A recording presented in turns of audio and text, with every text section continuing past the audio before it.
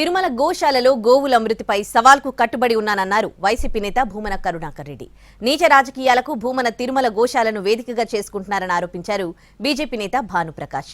SV గోశాలలో ఆవులు మృతిని నిరూపించేందుకు గోశాలకొస్తున్న భూమనను ఎందుకు హౌస్ అరెస్ట్ చేశారని ప్రశ్నించారు మాజీ మంత్రి రోజా.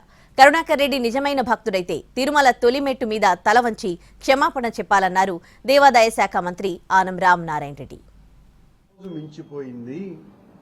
రేపైనా ఎల్లుండైనా మరెప్పుడైనా మీరు ఎప్పుడు చెప్పినా మీ పోలీసు వాళ్లతో నన్ను మా నాయకులు కనీసం 5 మందిని మాత్రమే మిమ్మల్ని అనుమతిస్తే మేము ఇప్పటికీ కూడా సిద్ధంగా ఉన్నాము.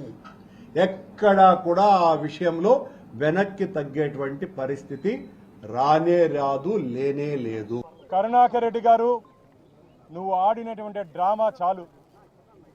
ఎన్డీఏ కూటమి చేతిలో 63,500 ఓట్ల తేడాతో ఓడిపోయి ఇంట్లో కూర్చోన్నావు. రాజకీయంగా గుర్తింపు లేదు, రాజకీయంగా ఏం మాట్లాడినా పట్టించుకునేవాడు లేదు.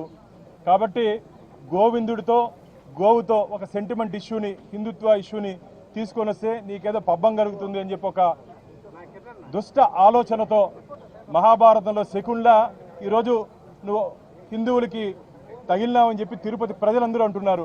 తప్పు చేయలేదు, అక్కడ గోవులు ఆవులు దూడలు చనిపోలేదని చంద్రబాబు నాయుడు చెప్పింది నిజమైతే, పల్లా శ్రీనివాసరావు గారు చెప్పింది నిజమైతే ఈ రోజు ఎందుకు భూమన కరుణాకర్ గారిని హౌస్ అరెస్ట్ చేశారని నేను అడుగుతున్నాను. కరుణాకర్ రెడ్డి గారికి నేను ఇదే ఒకటే విజ్ఞప్తి చేస్తున్నా. నువ్వు నిజమైనటువంటి శ్రీ వెంకటేశ్వర స్వామి యొక్క భక్తుడివైతే ఆయన పాదాల చెంత ఉన్నావు. కనీసం తొలి మెట్టు మీదైనా నీ తల ఆంచి నేను తప్పు చేశాను స్వామి, నీ పరిధిలో ఉన్నటువంటి గోశాలని నేను అపవిత్రంగా చూపించడానికి మా నాయకుడు చెప్తే పనిచేశానని చెప్పి క్షమాపణ కోరమను. ఆ వెంకటేశ్వర స్వామి మా దగ్గరికి రావద్దు, మాతో ఛాలెంజ్లు వద్దు నీకు. నువ్వు వెంకటేశ్వర స్వామితో ఛాలెంజ్ చేసి